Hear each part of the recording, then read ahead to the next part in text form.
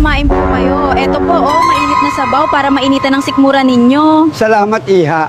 Anong pangalan mo, Iha? Ako po si Beth, Lolo. Napakabuti mong bata. Maraming salamat. Wala pong anuman, kumain na po kayo habang mainit pa. Bet, sino ang nag-utos sa'yo na mamigay ng pagkain ng libre?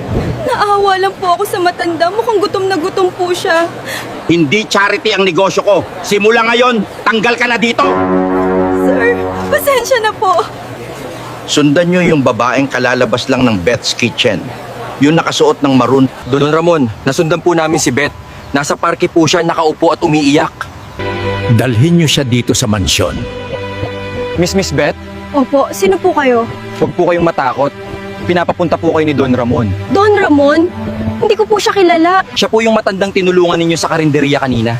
Yung lolo po. Opo, gusto po niya kayong makausap. May nagawa po ba akong mali? Wala naman. Sa katunayan, gusto niya kayong pasalamatan. Sigurado po ba kayo? Oo, Beth. Hinihintay na po kayo ni Don Ramon. Maligayang pagdating, Beth. Lolo, kayo po? Oo, Iha. Dahil napakabuti ng iyong puso, binigyan mo ako ng pagkain at tinanggal ka sa trabaho mo dahil sa akin. Deserve mo ang gantimpala. Ibibigay ko sa iyo yung isa kong bahay at isa kong branch ng restaurant sa mall para sa kinabukasan mo. Oh, totoo po. Maraming salamat po, Lolo.